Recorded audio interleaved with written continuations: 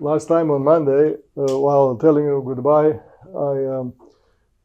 I questioned myself, or maybe one of you asked about what about snakes, because we had figured this thing out. Locomotion as being basically one movement. It's rhythmic. There are two efforts. There's a trade-off. The animal knows the difference between difficult and easy, so obviously, unwittingly, repeatedly, the animal discovers the trade-off and goes with it.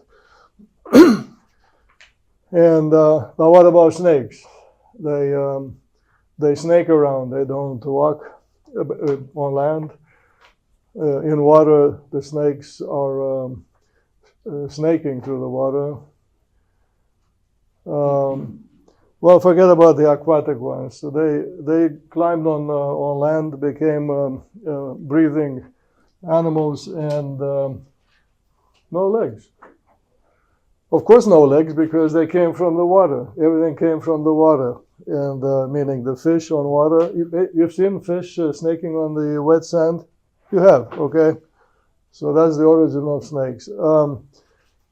But why and how do they propel themselves forward?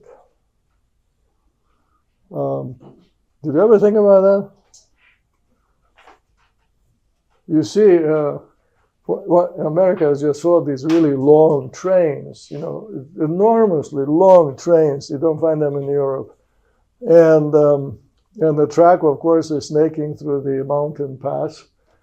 And the thing is moving because anywhere from 3 to 5 or 6 locomotives are pulling this thing. But the snake doesn't have a locomotive. It has a head, a brain, but not a motor.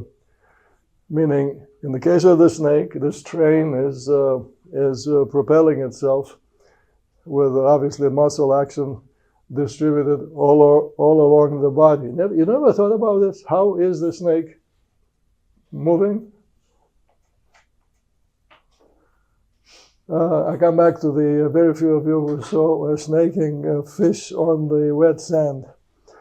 When the fish is through with that kind of thing, finds the water waves back to escape, you see on the wet sand a sinusoidal trace. It's blurry, but it's visible, and it has meaning it's like an S or several S's, one after the other. And then on the, so this would have been the way that what is left on the sand. But on the extremes, just like, that's interesting, I discovered the river meandering here with you today. Make a note, photograph me. Adrian just discovered another way to predict river meandering. On the elbows, left on the sand, there is a protuberance, meaning the sand has been elevated. How? By being pushed from here up there. And that is a hint that the snake is pushing itself by pushing against the invisible banks of the river. There's no river. The snake is the river of water. That's what a snake is. And pushing to the sides, obviously with his elbows. You see this snake-like motion. You don't because you're too young. But when you have a baby, much earlier than the baby struggling to walk on 2 legs, the baby is crawling. Crawling motion is this one. And the infant crawls with all 4, doing what any crawler does, propelling forward in any way possible. And so the snake, this is the view from above. I told you the name for the view from above in architecture. You never heard that?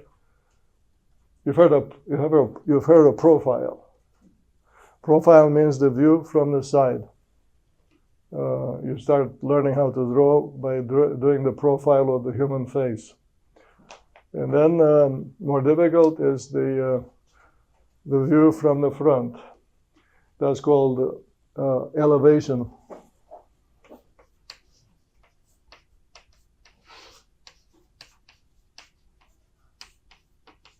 Like the view of Hudson as you enter, that's elevation.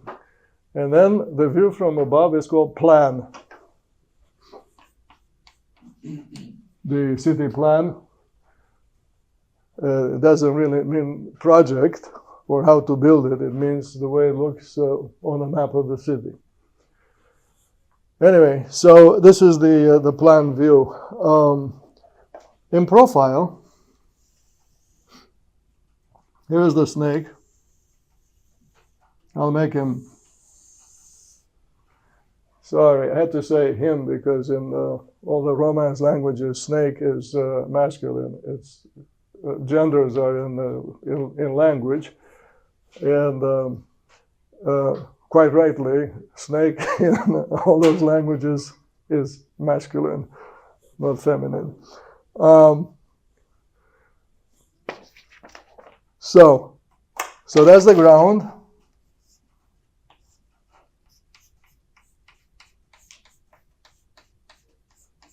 And this elbow, or the other one, let's call this is the elbow 1, is definitely the one pushing the ground.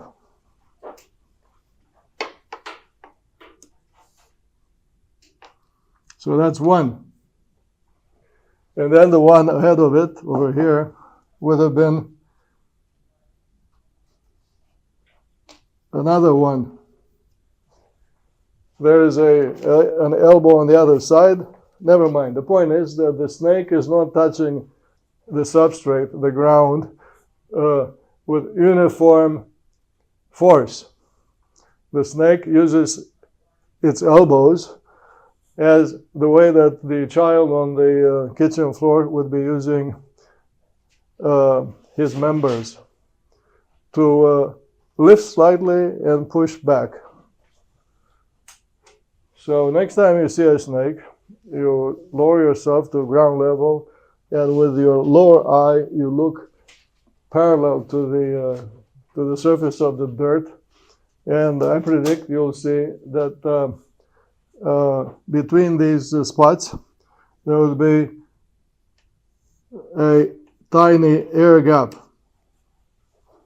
So the snake is snaking not only in the plan view, but also in profile.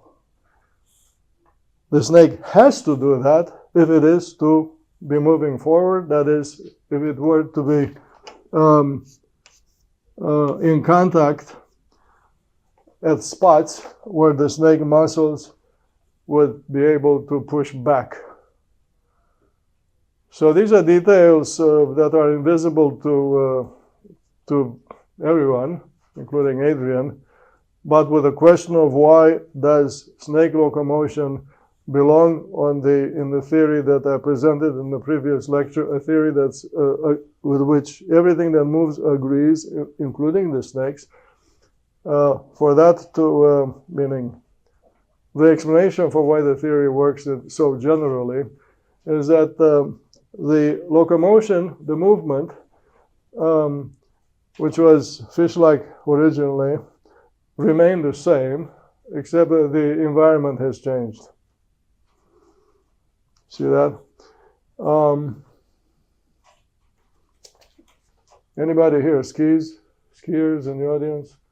You, okay. That's a topic for a term paper about, the descent. All skiing is about climbing down from the top of the mountain, but doing it fast because you have skis. How do you say descent in Norwegian? The word.